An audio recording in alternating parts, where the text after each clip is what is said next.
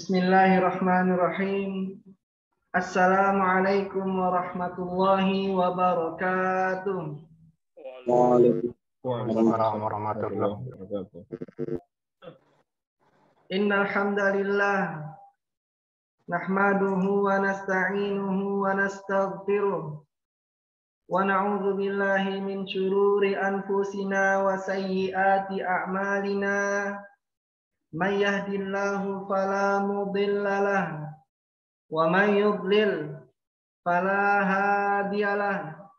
Asyhadu an la ilaha illallah wahdahu la syarikalah wa asyhadu anna Muhammadan abduhu wa rasuluh sallallahu alaihi wasallam la nabiyya wa la rasula ba'da.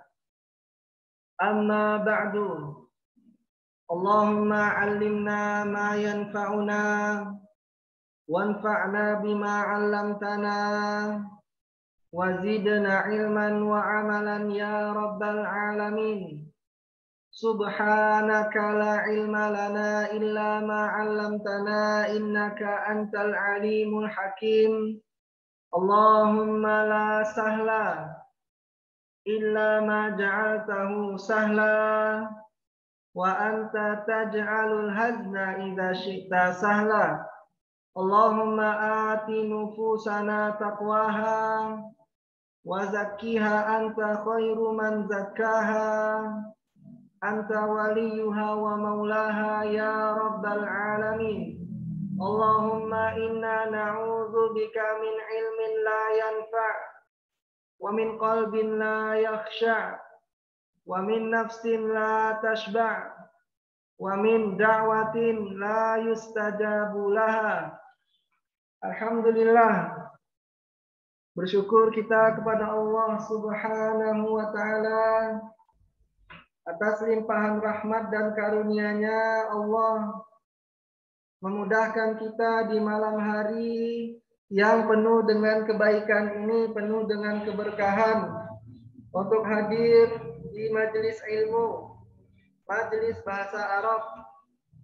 Semoga nikmat untuk hadir di majelis ilmu terus Allah berikan kepada kita, sehingga kita termasuk orang-orang yang berbenah diri, orang-orang yang belajar dan menjadi muslim yang terus lebih baik ke depannya. Salawat dan salam tak lupa kita ucapkan kepada Nabi kita, Nabi yang mulia, Nabi Muhammad sallallahu alaihi wasallam. Allahumma salli ala Muhammad wa ala ali Muhammad.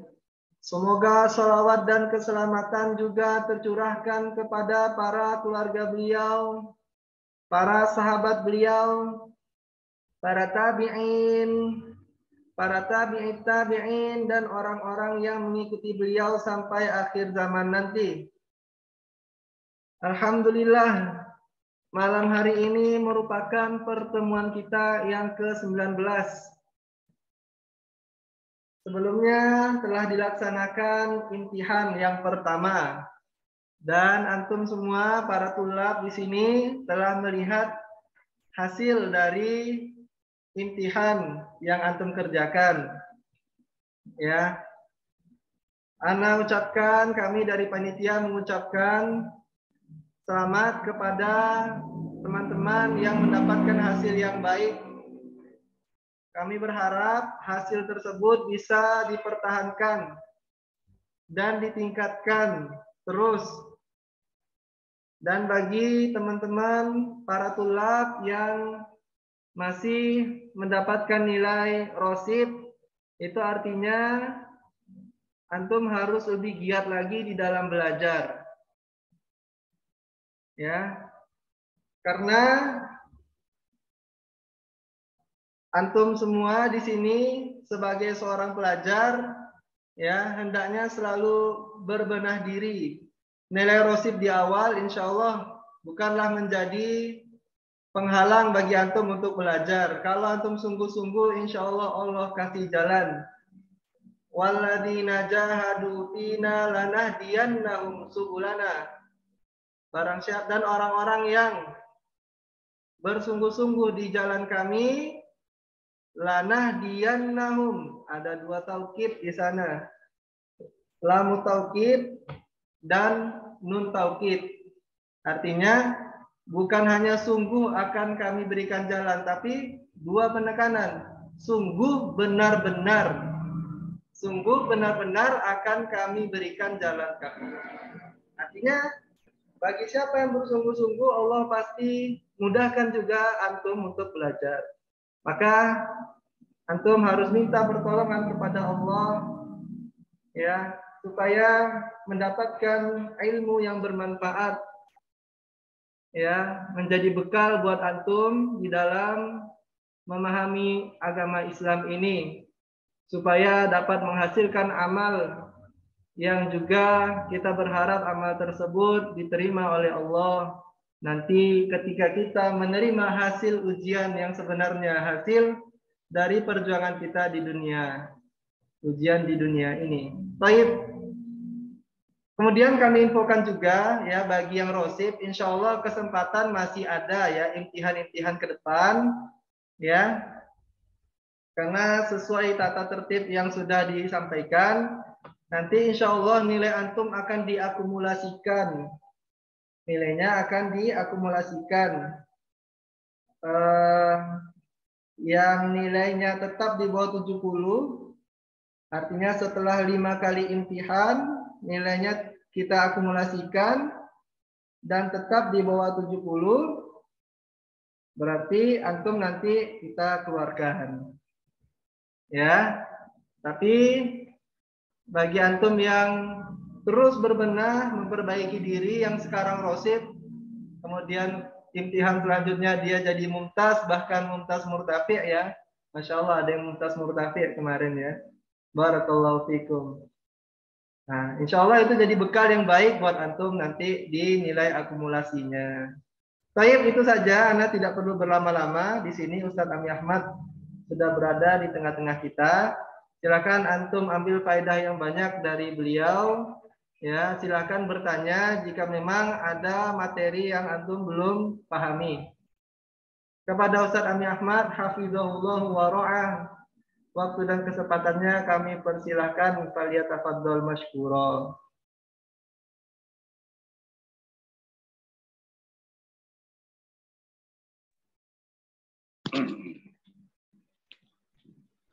Syukran Ustaz Rifki. Bismillah. Assalamualaikum warahmatullahi wabarakatuh.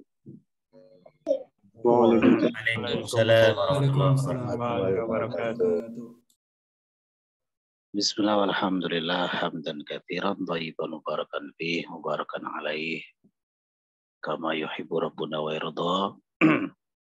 Asyhadu an la ilaha illallah wahdahu la syarika lah wa asyhadu anna Muhammadan abduhu wa rasuluh. Amma ba'du.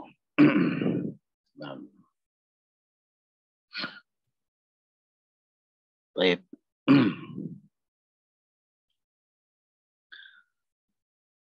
Bagi yang nilainya sudah bagus, ya sudah memenuhi standar kelulusan untuk tahap pertama, kami ucapkan tahniah, selamat.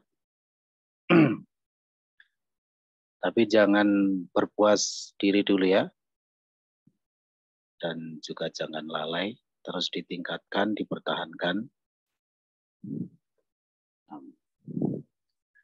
Yang sudah mumtaz murtafi' dipertahankan bisa seperti itu terus.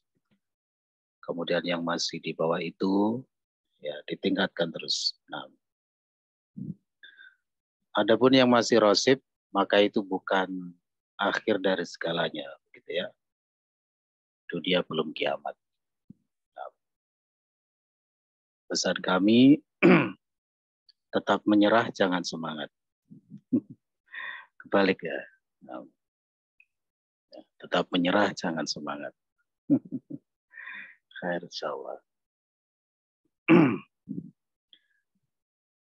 Tidak mengapa ya. Jadi untuk imtihan yang pertama mendapat nilai yang mungkin kurang memuaskan tidak masalah.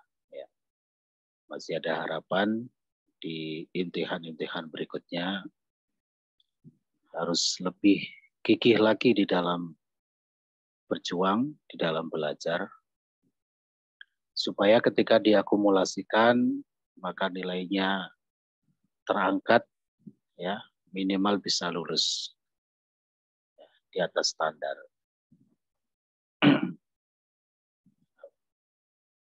Banyak pengalaman yang kami dapati para peserta didik kami yang awal-awalnya itu terbelakang begitu ya, tertinggal dari teman-teman yang lain.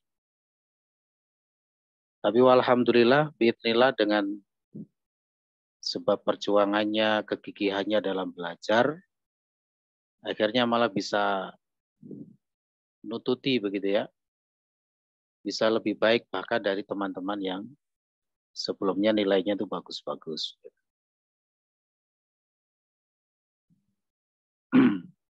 Artinya jangan putus asa, ya, dan jangan down, jangan drop, tetap berusaha semaksimal mungkin. Ini belum apa-apa, ya, masih tahap pertama.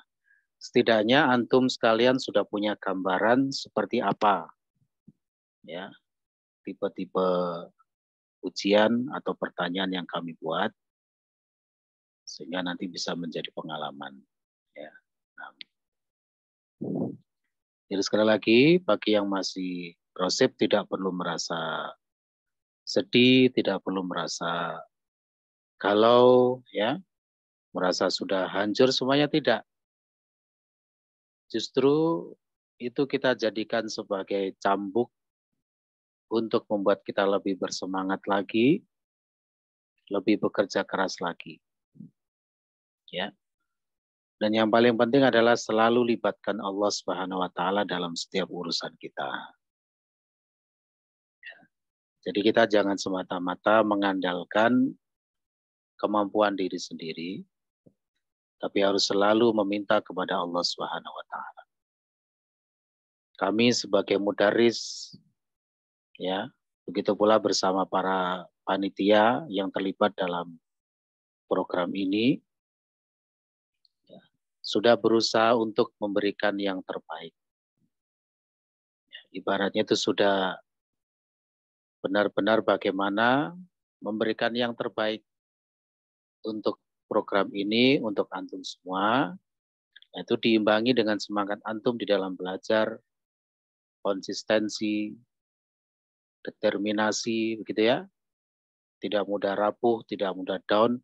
Dan itulah yang dulu awal-awal ketika kita mulai belajar, sudah saya jelaskan panjang lebar.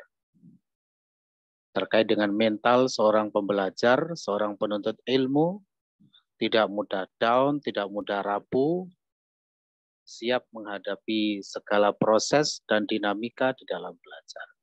Salah satunya ini momennya. Ya. Mungkin bagi yang merasa nilainya kurang, aduh, nah gitu ya, kemudian drop, down, apalagi sampai kemudian futur, tidak mau belajar lagi, itu berarti bukan penuntut ilmu. Nah, bukan penuntut ilmu. Nah, jadi kesulitan, kepayahan, ya, itu semua perkara hal yang biasa. Kami pribadi sebagai mudaris tidak masalah ada para peserta yang hasilnya kurang bagus, kurang maksimal, tidak masalah. Benar-benar tidak masalah, asalkan memang itu bukan karena kemalasan antum, bukan karena kurangnya antum di dalam berjuang, tapi memang betul-betul karena sedang proses belajar. Ya namanya belajar itu kan tidak harus yang langsung wah gitu ya hasilnya. Nah, proses dulu. Yang penting antum sudah rajin, konsisten masuk gitu ya, istiqomah, hadir di majelis, itu sudah nilai plus. Dan itu sangat kami apresiasi. Yang nilainya bagus-bagus bisa jadi karena memang sudah punya basicnya. Seperti saudara Haris Firmansyah itu ya, yang mumtaz murtafi. Mungkin karena sudah punya basicnya. Nah, jadi ya dalam tanda kutip sangat wajar nilainya bagus. Adapun yang bagi benar-benar dari dasar, dari nol, ya, dari ndok gelundung begitu ya istilahnya. Kemudian mendapat nilai misalnya 60, 65, 50 itu sudah sangat bagus. Yang benar-benar dari dasar loh ya, dari nol. Itu sudah sangat bagus. Jadi sudut pandang kita di dalam menilai itu bukan semata-mata zahirnya, oh nilainya 90, 100, luar biasa, tidak. Tapi latar belakang, faktor-faktor di balik semua itu juga perlu kita kaji, kita tinjau, ya. Dan itu menjadi satu apresiasi tersendiri. Jadi tidak masalah. Bagi kami pribadi nilainya yang rosip-rosip bukan berarti kemudian kita judge begitu ya, tidak. Tapi kita masih husnudzon. Ya. Mungkin karena memang benar-benar dari nol atau karena aspek teknis yang kemarin disampaikan seperti Pak Asrul ya. Ada masalah teknis dan lain sebagainya, tidak masalah. Ini baru tahap pertama. Ya. Nanti ada tahap 2, 3, 4 ya. Untuk imtihan kelima itu nanti adalah imtihan nihai, ujian akhir. Itu nanti materinya dari bab 1 sampai terakhir. Imtihan yang kelima, insya Allah ya, insya Allah. Begitu rekan-rekan ya. Jadi sekali lagi tidak usah merasa gimana-gimana. Biasa saja, santai saja. Santai tapi serius. Ya, dalam arti tidak perlu terlalu overthinking. Ya, biasa saja, memang itulah dinamika di dalam belajar. Kita siap dengan segala warna-warni dalam dunia belajar.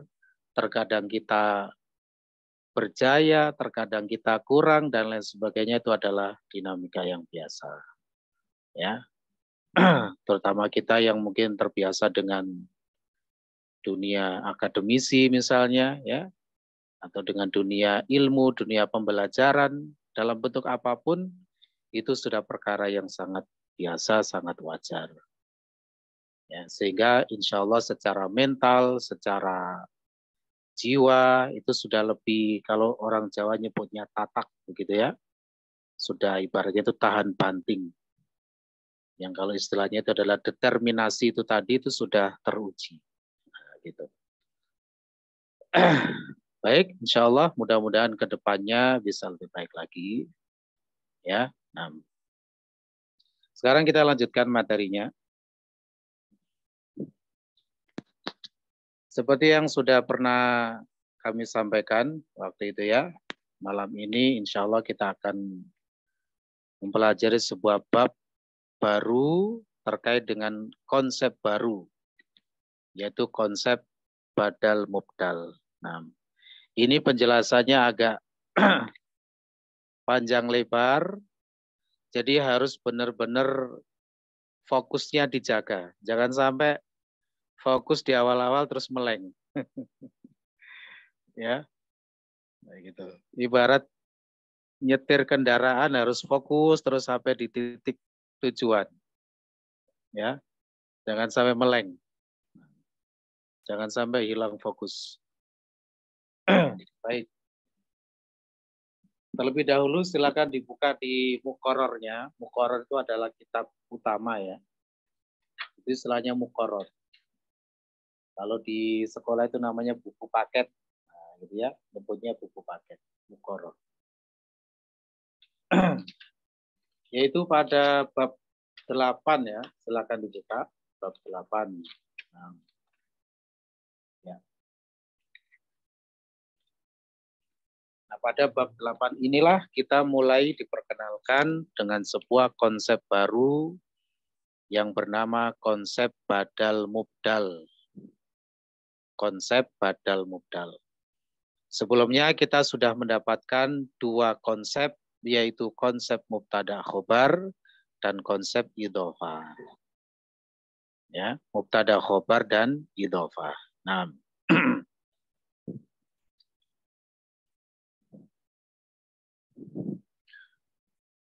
kalau antum bisa menguasai konsep-konsep dengan baik, oh yang tipe seperti ini mubtada khobar, oh yang seperti ini idhofah, oh kalau ada susunan kalimat seperti ini adalah badal mubdal, ini natman, dan lain sebagainya. Dari konsep-konsep yang akan kita dapatkan dari DL1, ya itu benar-benar ibaratnya adalah harta karun. Ya, itu benar-benar merupakan harta karun yang akan terus dipakai ya sampai kapanpun. Kalimat-kalimat bahasa Arab yang kita jumpai baik dalam bentuk tulisan maupun lisan itu tidak akan lepas dari konsep-konsep itu. Jadi harus selalu dipegang itu ya, konsep-konsep itu. Nah.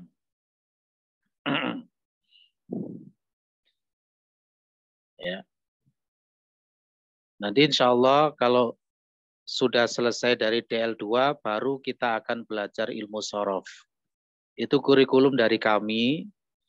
Jadi belajar DL1, 2, ya kita selesaikan dulu, kemudian memasuki DL3 sekaligus kita belajar ilmu sorof. Sebelum DL2 selesai, saya tidak akan mengajarkan sorof. Ya, nah. Baik. Sekarang kita buka dulu modulnya, nggih. Monggo dibuka modulnya masing-masing. Pelajaran 8.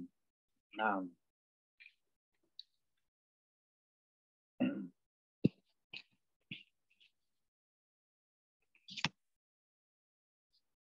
Saya bacakan halaman 32.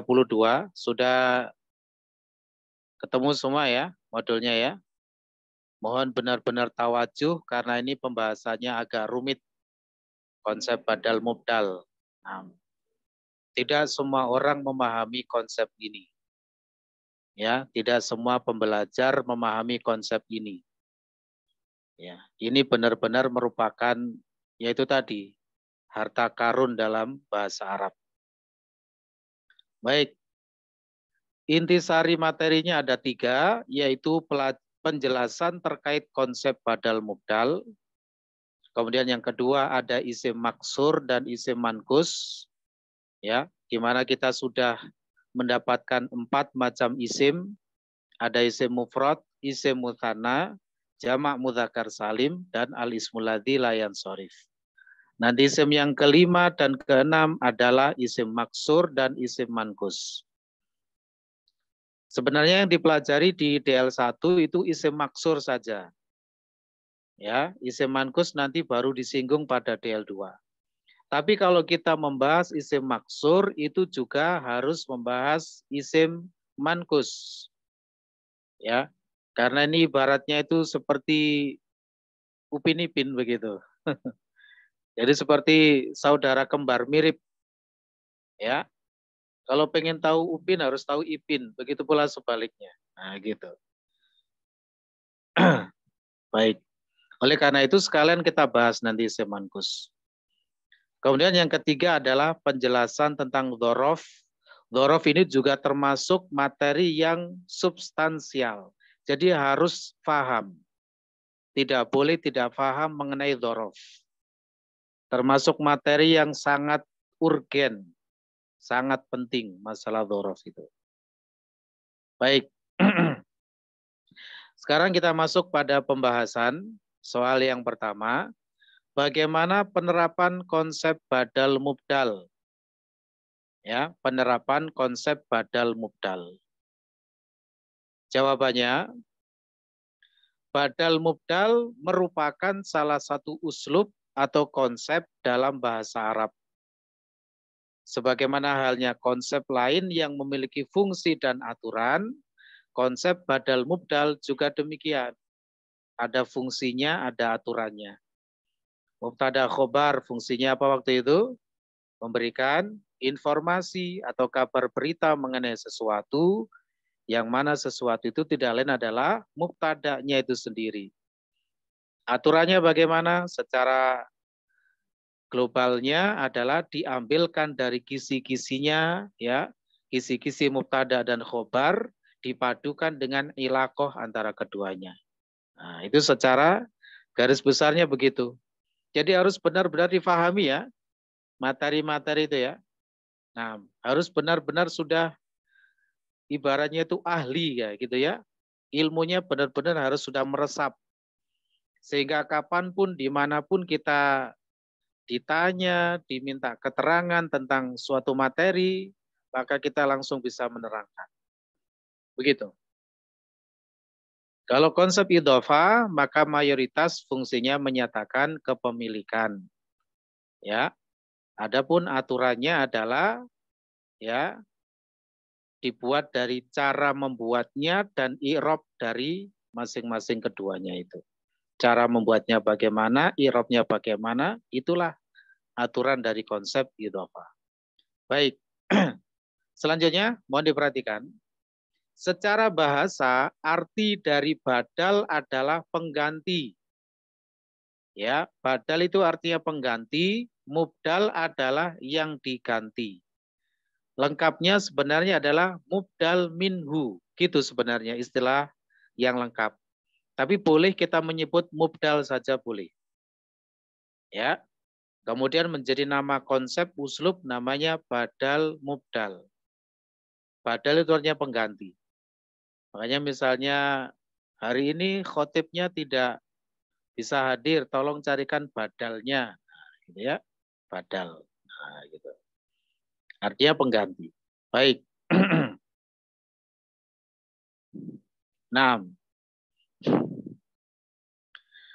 Berikutnya, mohon diperhatikan. Fungsi badal mubdal. Kita pelajari mulai dari fungsinya. Fungsi badal mubdal. Konsep badal mubdal dalam tinjauan yang sederhana. Harap diperhatikan. Yang kita pelajari ini adalah level sederhana. Ya, level yang sederhana. Jadi konsep badal mubdal dalam tinjauan yang sederhana memiliki fungsi menyebutkan satu oknum yang sama dengan beberapa lafadz yang berbeda. Menyebutkan satu oknum atau satu pihak yang sama dengan beberapa lafadz yang berbeda. Beberapa ini tidak terbatas. Ya, tapi semua lafadz itu kembali kepada satu oknum yang sama, satu pihak yang sama. Inilah badal mubdal. Contoh, ya, mohon diperhatikan. Misalnya kita mengatakan Jenderal Sudirman, ada dua kata, yaitu Jenderal dan Sudirman. Tapi tetap Jenderal Sudirman itu berapa orangnya? Satu. Bukan jenderal orang sendiri, Sudirman orang sendiri, bukan. Kembali kepada satu orang yang sama. Ya, siapa jenderal? Ya Sudirman. Siapa Sudirman? Ya jenderal itu. Kembali kepada satu oknum yang sama.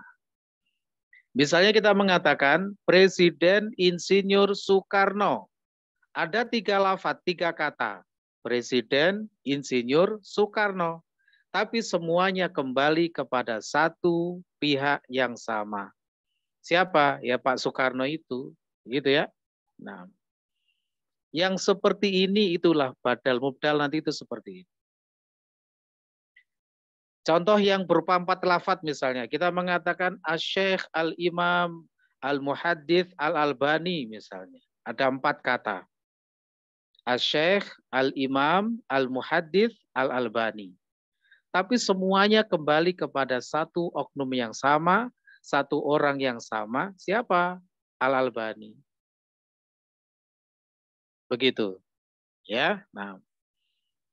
Baik. Misalnya ada orang gelarnya rentet gitu ya. Disebutkan semuanya begitu ya.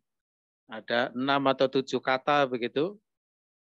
Ya. Toh semuanya juga akan kembali kepada satu oknum yang sama.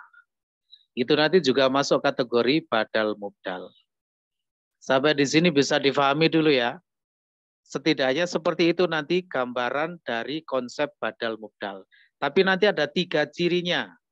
badal mubdal yang akan kita pelajari dalam tinjauan yang sederhana.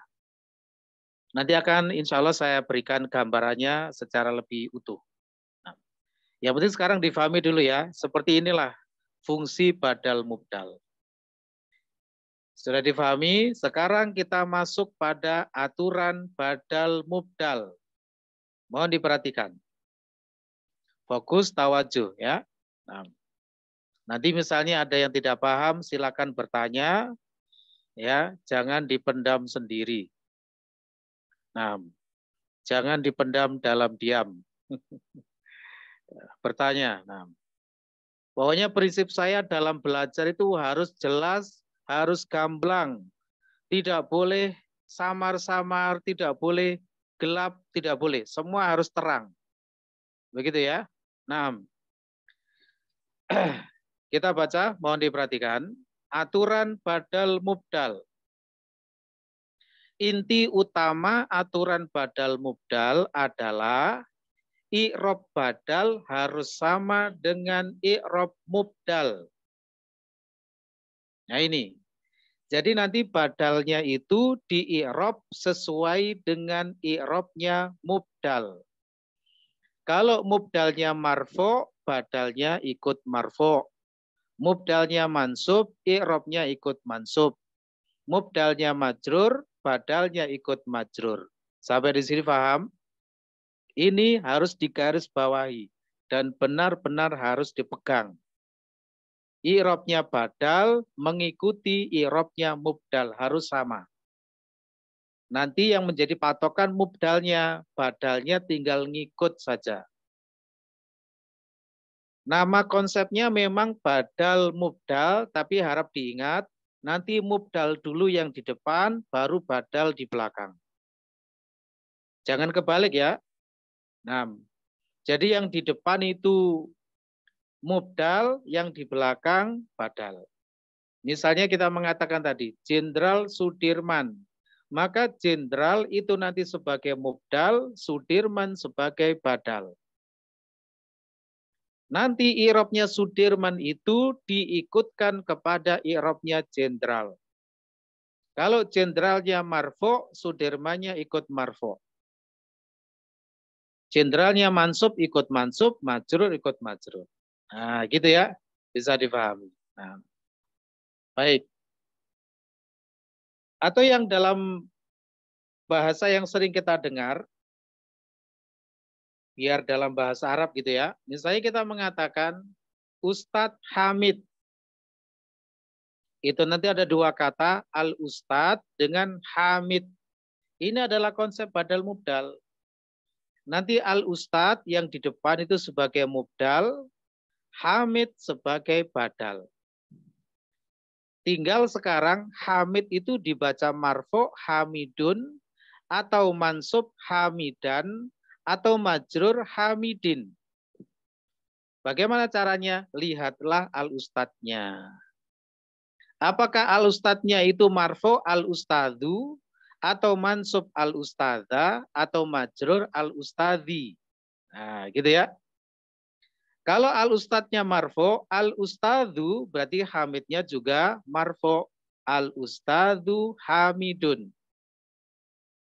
Kalau ustadznya mansub, al-ustadza hamidan, ikut mansub. Ustadznya majrur, al-ustadzi hamidin, ikut majrur. Nah, begitu ya. Nah, ini salah satu contoh konsep badal mubdal. Nanti ada 3 cirinya yang akan kita pelajari. Sekarang yang penting difahami dulu bahwasanya inti utama dari aturan badal mubdal adalah i'robnya badal harus sama dengan i'robnya mubdal. Sampai di sini difahami ya? Baik. Silakan dibuka halaman setelahnya, kita lanjutkan. Halaman 33. Perjalanan masih panjang. Khair insyaallah. Tetap fokus. Ini ibaratnya kita melewati jalanan di gunung. Berliku-liku, kanan kirinya jurang. Kalau antum meleng sedikit saja alamat sudah ya. Khair insyaallah. Seperti Pak Murtaji nih loh, selalu ceria Pak Murtaji ya. Iya Pak Murtaji. Selalu ceria gitu ya. Alhamdulillah. Selalu mood gitu ya kalau belajar, Masya Allah. Mabruk, Insya Allah. Baik, kami lanjutkan. Mohon diperhatikan halaman 33 ya. Tadi sudah dikatakan aturan utama inti dari badal mubdal adalah i'robnya badal harus mengikuti i'robnya mubdal. Setelahnya, mohon diperhatikan. Maka terkait konsep badal mubdal ini ada dua titik utama yang harus diperhatikan. Ini dua titik yang krusial. Harus diperhatikan. Yang pertama, bagaimana menentukan i'robnya badal. Dan yang kedua, bagaimana menentukan i'robnya mubdal. Nah, gitu. Kan namanya konsep badal mubdal. Ada dua unsur, ada badal, ada mubdal, kan begitu ya. Maka dua titik utama krusial yang harus dipikirkan adalah i'robnya badal bagaimana, i'robnya mubdal bagaimana. Itulah nanti tugas kita di situ. Nah, gitu ya. Baik. Nah, ada uraian-uraiannya itu saya bacakan. Yang pertama, mohon diperhatikan. Untuk poin 1, yaitu apa yang dimaksud poin 1? Menentukan i'robnya badal. Harap diingat, badal yang belakang ya. Yang depan itu mubdal. Untuk poin 1, yaitu menentukan i'rob badal, caranya adalah cukup disamakan dengan i'rob mubdal. Karena memang i'rob badal mengikuti i'rob mubdal. Jadi, untuk menentukan i'rob badal, tentukan dulu i'rob mubdal.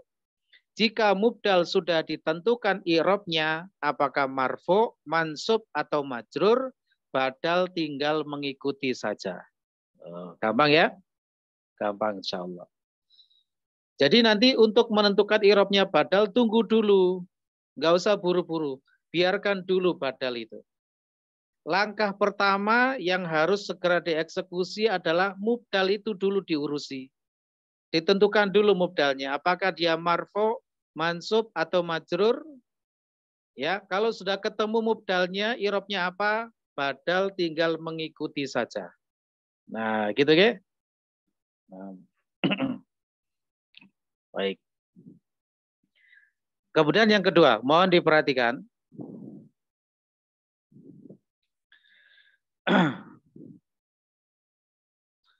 Berikutnya, titik krusial sebenarnya adalah poin 2. Dan ini yang paling krusial ya, mubdal. Yaitu menentukan i'robnya mubdal. Nah, ini yang paling penting. Kenapa? Karena mubdal bukan kedudukan pakem. Ya, mubdal bukan kedudukan pakem. Artinya tidak memiliki i'rob tertentu secara pasti. Beda dengan mubtada selalu marfu, sudah jelas tidak ada versi lain. Khobar selalu marfu, sudah jelas tidak ada kemungkinan lain. Mudhof ilai misalnya selalu majrur, jelas. Langsung bisa dieksekusi. Tetapi mubdal itu bukan kedudukan pakem. Tidak punya i'rob tertentu secara pasti. Tidak selalu marfu, tidak selalu mansub, tidak selalu majrur. Selanjutnya, maka mubdal berpeluang bisa marfu, mansub, maupun majrur.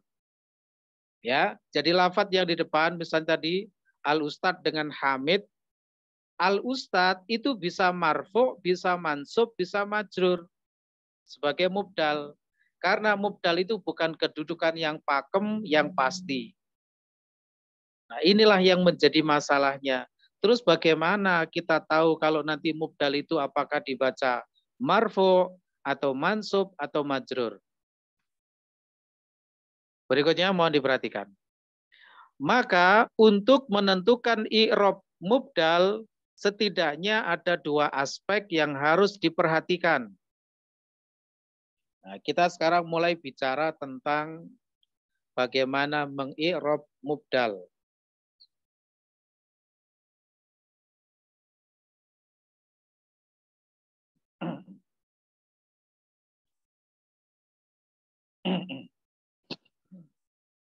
Kalau ingin menentukan i'rabnya mubdal, ada dua aspek yang harus diperhatikan.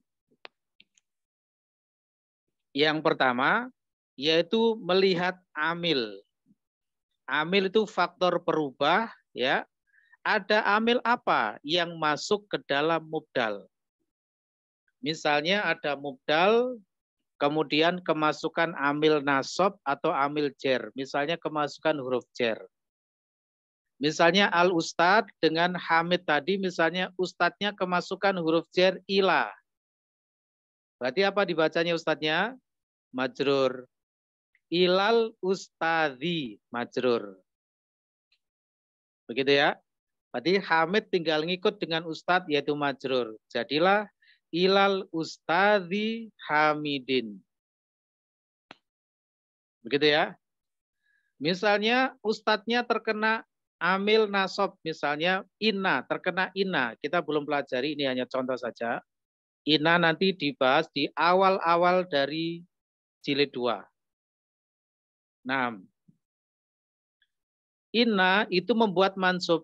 Berarti innal ustada, nah mansub hamidan. Innal ustada hamidan, bla bla bla. Nah gitu. Hamidannya mansub karena mengikuti al-ustad. Al-ustadnya sebagai mubdal terkena inna. Inna itu membuat mansub. Ini yang dimaksud memperhatikan dari segi amil atau faktor perubah. Bisa difahami ya? Nah, yang kedua, di samping memperhatikan amil apa yang masuk mempengaruhi mubdal, juga melihat kedudukan pakem yang dimiliki oleh mubdal. Kedudukan pakem itu apa? Yakni kedudukan yang i'rabnya selalu atau sudah jelas atau pasti. Artinya begini, mubdal itu di samping sebagai mubdal juga sebagai apa?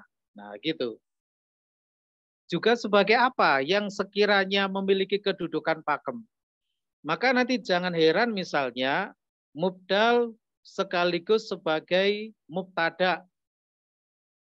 Di mana mubtada itu i'rabnya selalu marfu, maka mubdal itu marfu. Itu namanya mubdal sekaligus sebagai mubtada misalnya. Nanti ada misalnya mubdal sekaligus sebagai mudhof ilaih. Di mana mudhof ilaih itu i'rabnya majrur, berarti mubdalnya juga dihukumi majrur. Karena mubdalnya juga sekaligus sebagai mudhof ilaih. Nah, gitu ya. Ada mubdal sekaligus sebagai maf'ulun bih. Maf'ulun bih itu objek. Ya, objek dalam bahasa Arab itu selalu mansub. Maf'ulun bih itu selalu mansub, tidak ada kemungkinan lain. Nah, kalau ada mubdal sekaligus berkedudukan sebagai maf'ulun bih, berarti mubdal itu di i'rab mansub. Paham ya rekan-rekan ya? Sampai sini ya. Ini yang dimaksud. Yaitu mubdal memiliki kedudukan pakem apa. Kedudukan pakem itu nanti berguna untuk menentukan i'rabnya mubdal. Begitu maksudnya ya. Nah, di situ saya berikan beberapa contoh kedudukan pakem. Kedudukan pakem ini nanti berguna untuk menentukan i'rabnya mubdal. Apa contoh kedudukan pakem? Mubtada selalu marfu'. Khobar selalu marfu'. Fa'il itu pelaku perbuatan. Nanti pada jilid 2 akan kita pelajari. Fa'il itu selalu marfu'. Maf'ulun bih selalu mansub. Mudhof ilaih selalu majrur. Ini adalah kedudukan-kedudukan yang pakem. Yang sifatnya selalu. Tidak ada kemungkinan lain. Nah, manakala ada mubdal yang sekaligus menempati kedudukan-kedudukan pakem seperti itu, maka di i'rab sebagaimana i'rabnya kedudukan pakem tersebut. Misalnya mubdal sekaligus sebagai mubtada, berarti mubdalnya i'rabnya apa? Marfu'. Mubdal sekaligus sebagai khobar. Berarti di i'rab apa? Marfu. Mubdal sekaligus sebagai fa'il. Fa'il itu marfu, maka mubdal juga marfu. Mubdal sebagai maf'ulun bi, sekaligus sebagai maf'ulun bi. Berarti mansub. Dan mubdal sekaligus sebagai mudhaf ilaih, berarti majrur. Nah, ini namanya kedudukan pakem. Jadi satu lafadz itu ya terkadang memiliki lebih dari satu kedudukan.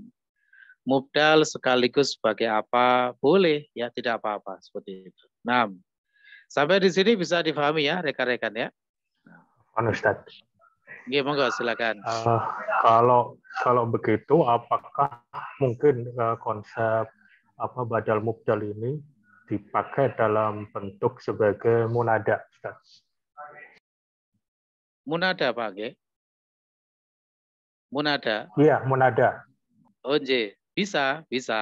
Tapi tetap namanya munada, ya. Munada itu kan kalau menggunakan badal mubdal, ya, menggunakan badal mubdal tetap dianggap munada mufrad. Ya, munada mufrad. Karena Maksudnya yang dimaksud munada mufrad itu apa? Kemarin, Pak. Yang dimaksud munada mufrad itu apa? Yang bukan dari konsep idhofah. Betul. Nah, sedangkan badal mubdal kan bukan idhofah, ya. Nah, jadi nanti misalnya kita manggil gini, wahai Ustadz Hamid, ya Ustadzu Hamidu, ya Ustadzu Hamidu. Nah, gitu ya. Nah. Baik. Jadi tetap dihilangkan alif lam dan tanwinnya. Nah. Baik. Atau kalau mau lebih mudah lagi menggunakan ayyuha supaya ada alif lamnya.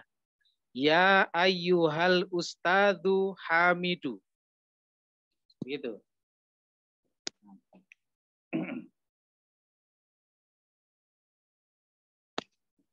Intinya simpel saja. Jadi kalau apakah badal mubdal boleh digunakan dalam munada? Boleh.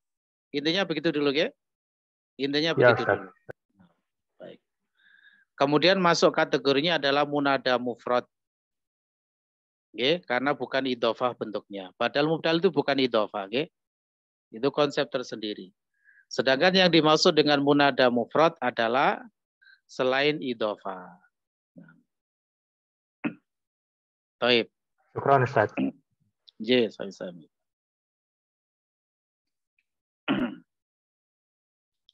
Kita lanjutkan setelahnya, mohon diperhatikan.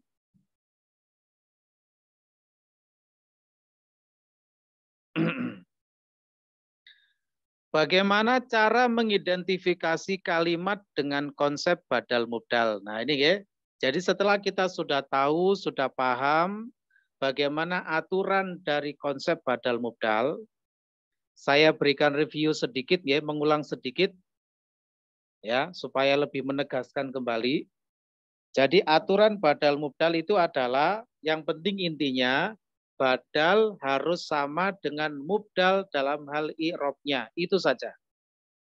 I'rabnya badal harus sama dengan i'rabnya mubdal. Maka dua titik itulah yang harus kita kerjakan, kita eksekusi ketika mendapati konsep badal mubdal. Bagaimana cara menentukan i'rabnya badal? Karena badal itu mengikuti mubdal, maka badal ini belakangan saja, nggak usah diapa-apain dulu. Ya, kita cari dulu i'rabnya mubdal. Kalau i'rabnya mubdal sudah ketemu, apakah marfu, mansub atau majrur, maka badal tinggal mengikuti saja. Badal tinggal mengikuti saja. Nah, sehingga yang paling penting sebenarnya adalah mencari i'rabnya mubdal. Menentukan i'rabnya mubdal. Nah, menentukan i'rabnya mubdal ini bagaimana? Itu tadi. Ada dua hal yang bisa digunakan untuk membantu menentukan i'rabnya mubdal. Apa? Yaitu melihat barangkali ada amil-amil yang masuk mempengaruhi mubdal. Misalnya ada amil nasab atau amil jar gitu ya. Nah, Nah, itu nanti juga bisa berguna untuk dipakai menentukan i'rabnya mubdal. Oh, mubdalnya terkena huruf jar, ya tinggal dimajrurkan saja mubdalnya. Kemudian badalnya nanti ngikut. Oh, mubdalnya terkena alat nasab. Oke. Alat penasab, mansub. Ya, mubdalnya dimansubkan saja. Kemudian badalnya tinggal mengikuti. Nah, begitu ya. Atau dengan cara yang kedua, kemungkinan yang kedua, misalnya tidak ada amil-amil yang masuk, maka bisa dilihat dengan cara yang kedua, yaitu melihat kedudukan pakem apa yang dimiliki oleh mubdal. Kedudukan-kedudukan pakem ini nanti berguna untuk menentukan i'rabnya mubdal. Yaitu tadi, contoh dari kedudukan pakem misalnya, mubtada selalu marfo, khobar selalu marfo, gitu ya, dan lain sebagainya. Tadi sudah kita baca. Nah, misalnya mubdal menjadi sekaligus salah satu dari kedudukan pakem tersebut, maka di i'rab sebagaimana i'rabnya kedudukan pakem itu. Begitu ya, bisa dipahami alurnya ya. Insya Allah sudah jelas. Nah,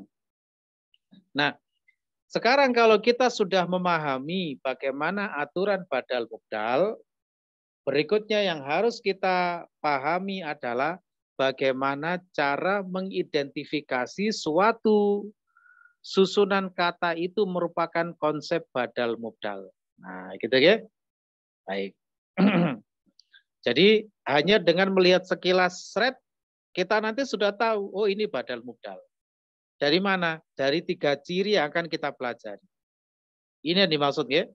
Nah, jadi kita harus mengenal ciri-ciri suatu susunan kata yang menjadi konsep badal mubdal. Kalau kita sudah yakin, oh ini konsep badal mubdal ini, maka dieksekusi sesuai dengan aturannya tadi. Silakan dicari i'rabnya mubdal, kalau sudah ketemu badal tinggal mengikuti dengan mubdal tersebut. Begitu ya? Alurnya seperti itu. Harap selalu dipegang begitu ya. Baik, saya ulang, bagaimana cara mengidentifikasi kalimat dengan konsep badal mubdal. Penjelasannya mohon diperhatikan. Badal mubdal sebenarnya ada 4 macam. Rekan-rekan ya, ada 4 macam badal mubdal, yaitu ada istilah badal kul min kul, ada badal ba'd min kul, ada badal istimal, dan badal gholat. Tapi istilah-istilah ini enggak perlu kita pikirkan dulu, belum saatnya kita mempelajari. Kita tidak mempelajari badal-badal ini dulu. Ya. Bahkan di kitab DL pun badal ini baru dipelajari pada jilid 3. Artinya memang belum saatnya kita pelajari sekarang. Ya. Nah, setelahnya mohon diperhatikan. Namun untuk level DL1 belum saatnya mempelajari tipe-tipe badal tersebut. Begitu ya. Halaman setelahnya monggo dibuka.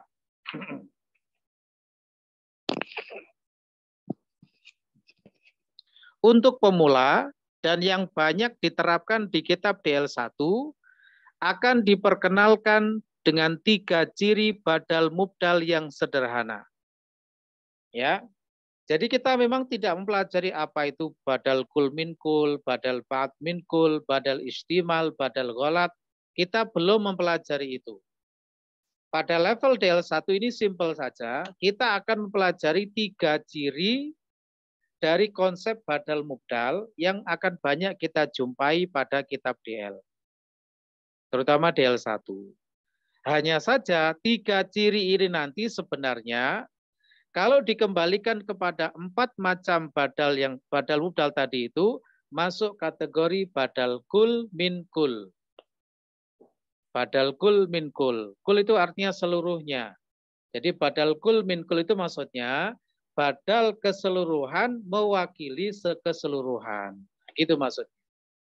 Badal keseluruhan mewakili keseluruhan. Nah. Baik. Nah, dengan 3 ciri ini yang akan kita pelajari, diharapkan kita apabila menjumpai ya tipe-tipe yang seperti itu, kita langsung paham, oh ini adalah konsep badal mubdal, kemudian dieksekusi sesuai dengan aturannya. Bisa dipahami ya? Baik. Yang pertama dari 3 ciri tersebut. Nah ini benar-benar sangat penting, jadi harus dihafalkan 3 ciri ini. Yang pertama ada isim isyarah dan diikuti oleh isim yang beralif lam.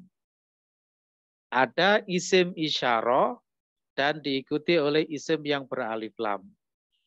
Isim isyarah yang sudah kita ambil ya, sudah ada 4 ya. Ada hadza, hadhihi, dzalika, dan tilka. Ya, nanti ada isim-isim isyarah yang lain seperti haulai, ulaika. Ada yang untuk musanna ya. Ada hadzani, hatani, dzanika, tanika. Itu semuanya adalah isim isyarah berlaku untuk ciri ini.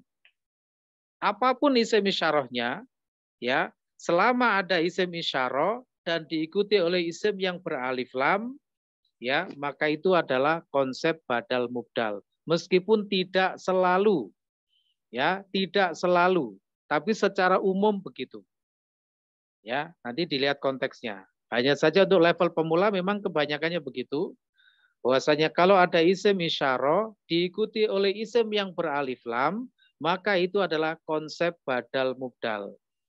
Misalnya hadzal baitu, dzalikal masjidu, hadhis sayyaratu, tilkas sa'atu, dan lain sebagainya. Ada isim-isim isyarah diikuti isim yang beralif lam, maka itu adalah konsep badal mubdal. Nanti isim isyarahnya karena berada di depan itu adalah mubdalnya, kemudian isim yang beralif lam itu sebagai badalnya.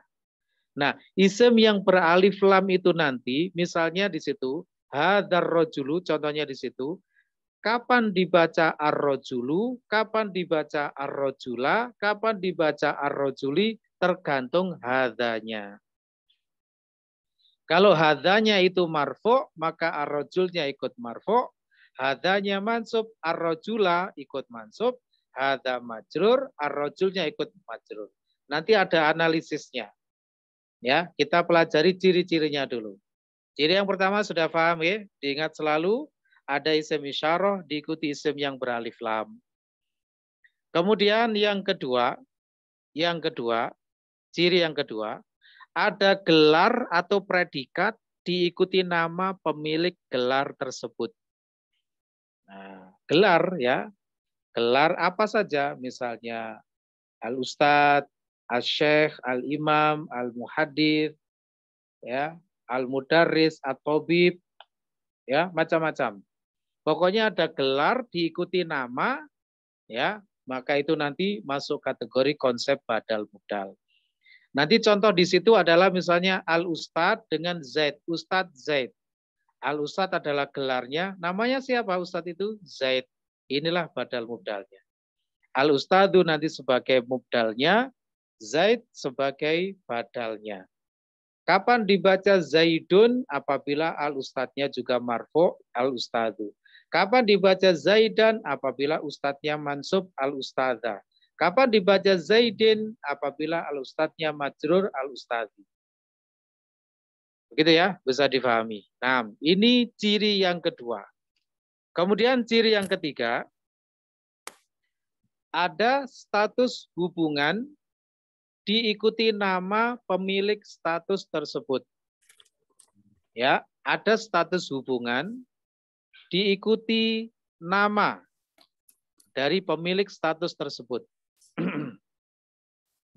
Apa yang dimaksud dengan status hubungan? Status hubungan adalah istilah hubungan antara satu pihak dengan pihak lain. Misalnya bapak, ibu, kakak, adik, kakek, nenek, paman, bibi, teman, saudara, guru, murid, dan lain sebagainya. Seperti itu ya. Nah, pokoknya status hubungan antara satu pihak dengan pihak yang lain dan diikuti nama, maka itu adalah termasuk dari konsep badal mubdal. Ya, nah, contohnya misalnya di situ, misalnya kita mengatakan begini dalam bahasa kita, paman murid itu yaitu Zaid di depan sekolah. Paman murid itu yaitu yang bernama Z. Mana status hubungannya? Paman. Ya, siapa nama dari paman itu? Zaid. Maka lafadz Zaid dengan paman itu nanti konsep badal mubdalnya. Oleh karena itu, untuk ciri yang ketiga ini nanti selalu ada dua oknum. Ya, oknum pertama dengan oknum kedua itu hubungannya apa? Kemudian namanya itu nanti sebagai badalnya. Misalnya begini, saya pergi ke rumah kakek saya yaitu Hamid. Saya pergi ke rumah kakek saya, yaitu Hamid. Dua oknumnya siapa? Saya dan kakek. Atau saya dan Hamid maksudnya. Saya dan Hamid. Apa hubungan antara saya dengan Hamid? Kakek. Nah, berarti kakek itu sebagai status hubungan. Namanya siapa kakek? Hamid. Berarti lafadz kakek dan lafadz Hamid itu nantilah yang sebagai badal mubdal. Ya, tiga ciri ini bisa dipahami ya. Baik. Untuk analisisnya insya Allah pertemuan berikutnya saja ya, karena masih agak panjang, waktunya juga sudah cukup sepertinya ya. Mungkin rekan-rekan juga perlu beristirahat karena seharian mungkin sudah beraktivitas. Baik. Jadi alhamdulillah kita sudah mempelajari konsep badal mubdal sampai dengan 3 cirinya. Begitu. Barangkali sebelum kita tutup majelisnya, monggo barangkali ada yang pengen sharing-sharing, monggo silakan. Afwan Ustaz. Oke. Ustaz, yang contoh yang tadi Ustaz, seperti saya ke rumah kakek saya, apa yaitu yang... Hamid. Yaitu Hamid. Kalau saya kata saya bukan mubdal. Ya. Gini, yang menjadi mubdal adalah statusnya ya, Firman ya. Yang menjadi mubdalnya statusnya. Apa status antara saya dengan Hamid? Kakek, yaitu Hamid itu kakek saya. Yang menyatakan hubungannya gitu ya, istilah status hubungannya. Apa hubungan antara saya dengan Hamid, yaitu kakek? Maka lafadz kakek itu nanti sebagai mubdalnya, kemudian nama dari kakek itu sebagai badalnya. Jadi nanti yang menjadi konsep badal mubdal adalah kakek dan Hamid. Begitu ya, Firman ya. Nah, misalnya mengatakan gini. Zaid telah pergi ke rumah temannya yaitu Ahmad. Zaid telah pergi ke rumah temannya yaitu Ahmad. Ada dua oknum di sini yaitu Zaid dan Ahmad. Apa status hubungan antara keduanya? Teman. Maka lafadz teman itu nanti sebagai mubdalnya. Siapa nama teman? Ahmad. Berarti Ahmad sebagai badalnya. Dua kata itulah nanti yang menjadi konsep badal mubdal. Nanti Ahmad itu i'rabnya harus sama dengan i'rab dari lafadz teman. Nah, gitu. Gitu ya, Firman ya. Nah. Ada lagi monggo silakan. Oke, yang perlu disampaikan monggo. Afwan Ustaz, Ustaz. Monggo monggo silakan. Ada enggak? Apakah ada kemungkinan kedudukan mubdal itu selain dari dua aspek amil dan kedudukan pakem? Kemungkinan ada enggak selain itu, Ustaz? Untuk menentukan mubdalnya. Ya. Karena memang i'rab itu ya dipengaruhi dari itu, Pak. I'rab itu kalau tidak dari amil ya dari kedudukan pakem. Ketika kita di awal-awal bahas konsep mubtada khobar sudah saya sampaikan, ya. Jadi memang i'rab itu kalau bukan karena faktor amil ya karena kedudukan pakem itu tadi. Gitu. Berarti untuk jadi kalau untuk mengidentifikasi mubdal itu selain dari dua itu saya belum tahu. Wallahu a'lam. Nah, saya tidak berani memastikan ya, cuma saya bilang wallahu a'lam. Nah, Kenapa? Karena memang untuk mengetahui i'rab itu dari dua itu. Kalau bukan karena amil-amil, juga adalah karena faktor kedudukan pakem. Begitu ya? Nah, Ustaz. Adapun kalau ada di luar itu saya belum tahu. Saya tidak berani maksa untuk menjawab. Baik. Syukran, Oke, monggo silakan. Oke. Silakan ada lagi.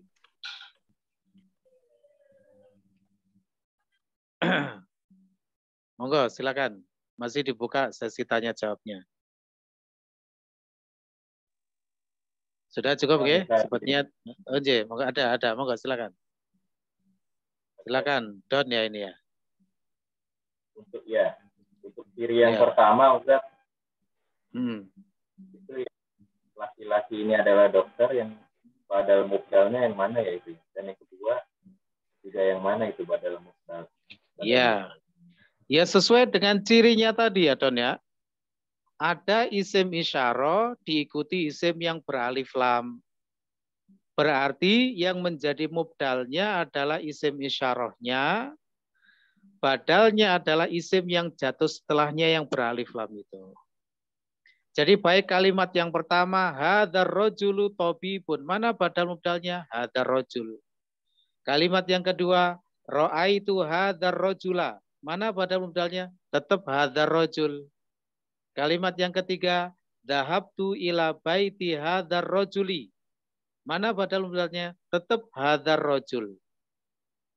Cuma kemudian kenapa yang pertama dibaca ar-rajulu marfu? Nanti ada analisisnya, belum selesai kita. Karena ar-rajul itu mengikuti hadza, hadzanya sebagai mubtada di situ. Karena berada di awal kalimat, ya kan?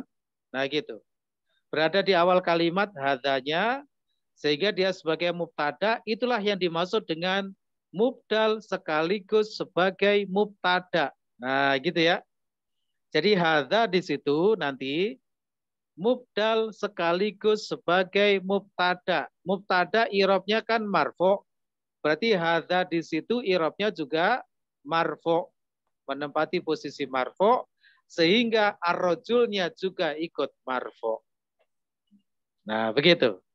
Kalau yang kedua bagaimana? Ra'aitu hadzal rajula. Hadza di situ nanti sebagai mubdal sekaligus sebagai maf'ulun bih, sebagai objek yang terkena perbuatan melihatnya saya. Jadi hadza di situ sebagai mubdal sekaligus maf'ulun bih. Di mana maf'ulun bih itu selalu mansub, sehingga hadza di situ mubdalnya itu dihukumi mansub, sehingga ar-rajulnya ikut mansub. Ar-rajula. Kalau yang ketiga bagaimana? Dhahabtu ila baiti hadzal rajuli. Hadza nanti itulah yang dimaksud sebagai mubdal sekaligus sebagai mudhaf ilaih dari baiti. Karena itu konsep idhofah, ya kan? Baiti sebagai mudhaf, hadza di situ nanti mubdal sekaligus sebagai mudhaf ilaih. Di mana mudhaf ilaih selalu majrur, ya kan? Sehingga hadza itu sebagai mubdal dihukumi majrur, maka ar-rajulnya juga ikut majrur ar-rajuli. Begitu ya, Don ya? Nah, paham ya? Baik. Nanti akan kita analisis pada pertemuan berikutnya. Itu baru gambaran awalnya seperti itu nanti ya, analisisnya. Nah, baik, ada lagi monggo silakan. Nggih, sampun nggih. Baik, insyaallah dilanjut pertemuan berikutnya. Kurang lebihnya mohon maaf, mudah-mudahan bermanfaat. Apabila ada kesalahan kata dan lain sebagainya juga nyuwun ngapunten, kami akhiri majelisnya. Wabillahi taufiq wal hidayah. Subhanakallahumma bihamdika asyhadu an la ilaha illa anta astaghfiruka wa atubu ilaik. Wassalamualaikum warahmatullahi wabarakatuh. Waalaikumsalam warahmatullahi wabarakatuh. Wabarakatuh.